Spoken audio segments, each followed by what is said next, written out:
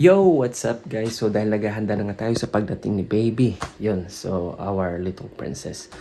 So may binili ako guys and isi-set up natin to ngayon. And check nyo rin to, baka magustuhan nyo. Lalo na sa may mga baby.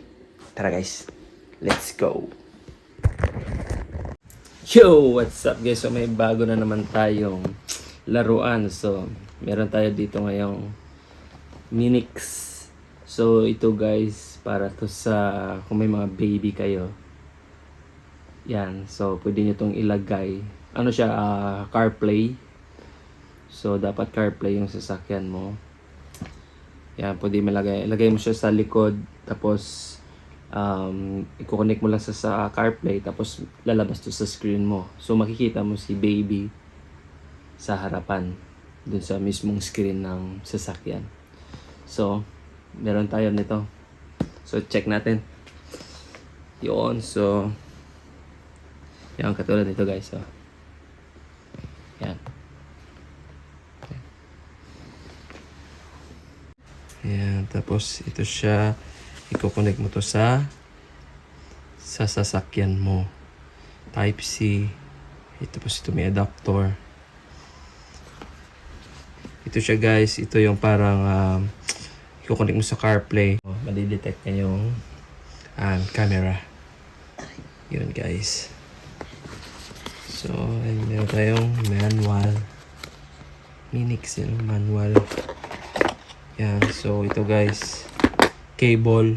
So, isaksak mo lang siya dito para may power siya. Yan. Type C din siya. Ito, ano mo to, dito mo siya, ididikit mo siya dito. Yan. Bang! Ganyan yan siya guys. So, dalawang klase ito. Merong ganito.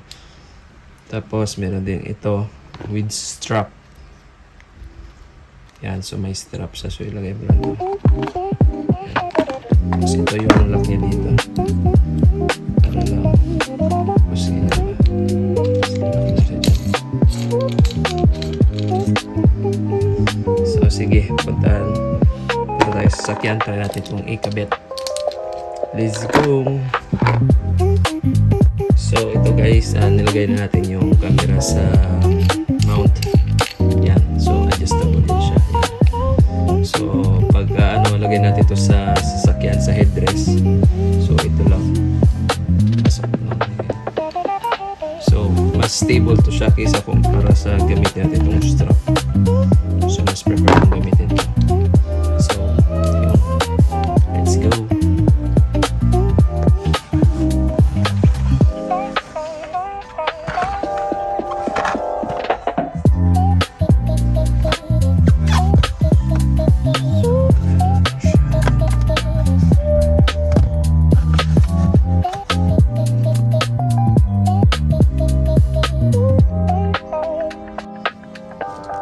So, lagyan natin siya muna dito. Sample lang.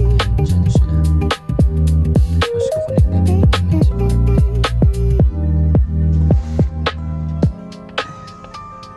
So, ayun guys. Kita nyo naman yung camera.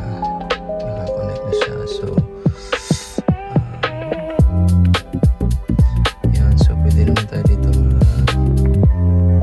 Yan. Pwede yung ganyan.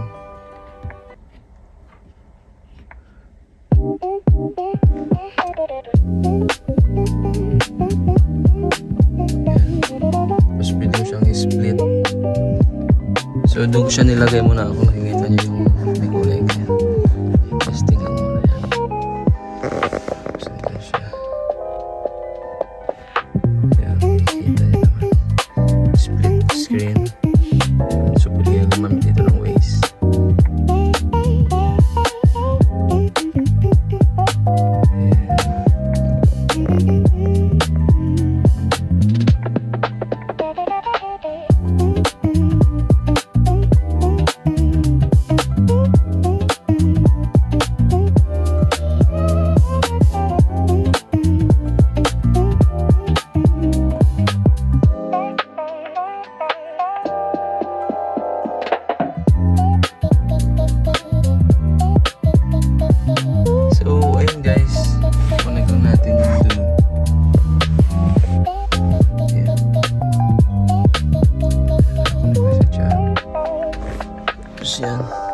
Sweet. Ayusin lang natin yan pag